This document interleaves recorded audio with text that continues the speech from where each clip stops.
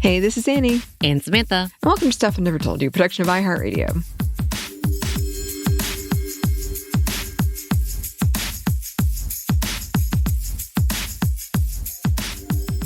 And we have this episode. Due to my constant watching of social media, and you know what? It's something we need to talk about because it definitely is a concern for women's health. And what we're speaking about on this Monday Mini is self-silencing, which I've never heard it as a term. I feel like I hear new things that have been around for a very long time and we just know of it without the term. But yeah, self-silencing. So according to newportinstitute.com, it is the tendency to engage in compulsive caretaking, people-pleasing, and not expressing one's self. Most often, people self-silence in order to preserve a significant relationship. Whew, boy. And this may be another one of those for many of y'all, including you, Anney, and myself, where we're like, are you talking to me? Stop that. Type of conversation. And yeah, we are. Again, if you're wondering why we're talking about this, well, it's because women have been more socialized in practicing this specific style. And by the way, it's killing them, essentially. And I'm not being dramatic. I am a little dramatic sometimes, for sure. But this is for real. This has been a thing for a while now, and the specific conversation is several years old. As in fact, I think this originated in the 80s and then was written out again in 1991 and then researched again in the last 4 years because at first it was noted as it affected one thing and they're like, wait, it affects this whole thing. So anyway, all of that. Let's get into it, all right? So this theory of self-silencing has been studied for a while. In fact, one researcher, Dana Jack, started this in the 80s. I said 1991 because I believe that's when her book was published, but it started in the 80s. Here's a bit from a paper published in ScienceDirect.com in reflecting about this study. It says, self-silencing is a rational strategy employed to ward off any confrontation in the relationship and to maintain intimacy and safety. Safety is being a key word.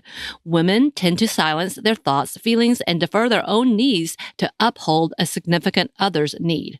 As a result, there are feelings of suppressed anger, which can gradually lead to expressing loss of self.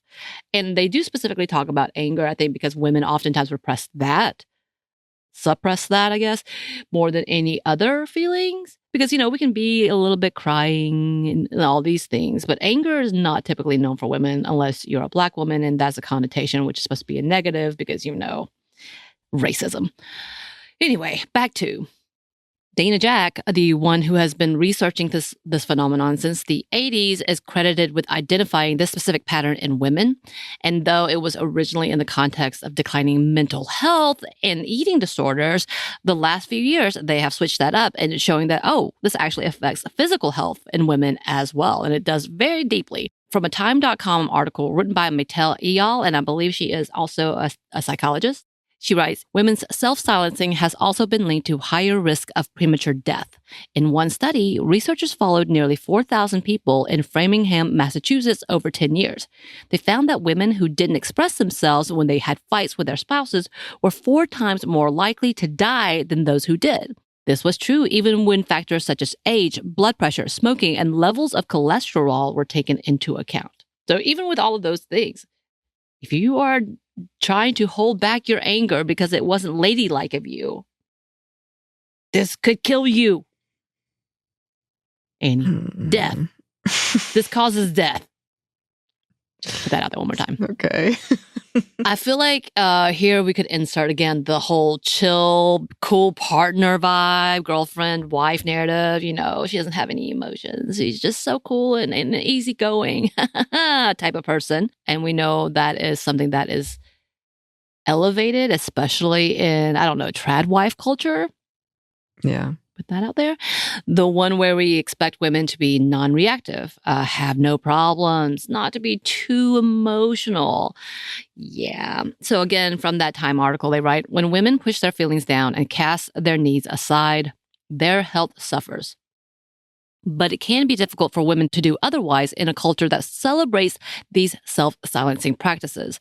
While young women are praised for being chill, moms are revered for being painstakingly altruistic to the point of self-abnegation.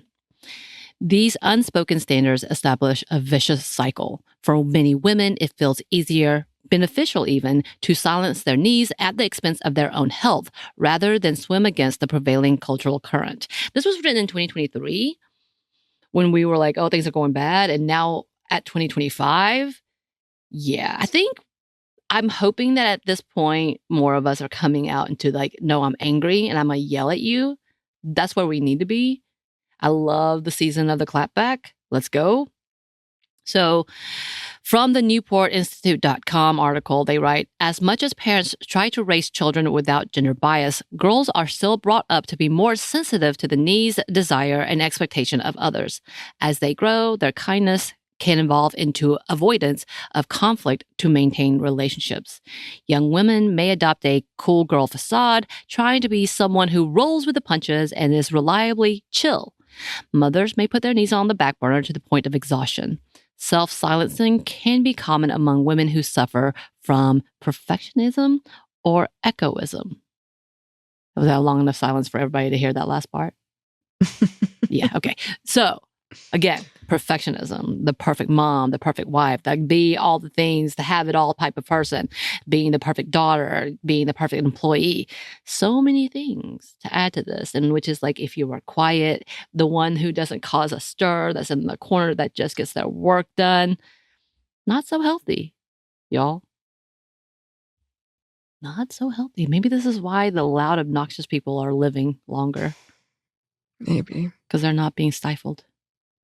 And everybody just excuses them. And again, as a reminder, to add to that, self-silencing is killing you.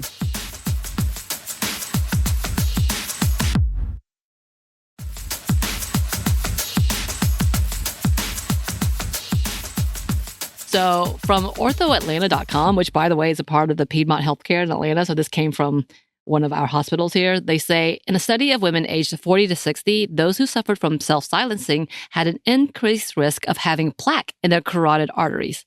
That additional plaque could potentially lead to heart attack, stroke, and other cardiovascular trouble, the researchers note.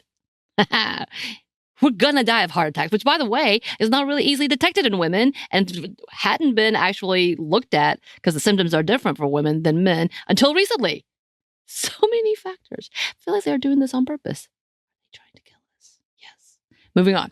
Back to that Newport article, they write, self-silencing has even been linked to the higher risk of premature death among women. In one study, researchers followed 1,493 men and 1,501 women married or in a domestic partnership for over 10 years. Women who reported that they always or usually stayed quiet in the face of conflict had the highest risk of premature death compared to women who didn't report self-silencing. This was true even when age, blood pressure, smoking, and cholesterol levels were taken into account, once again.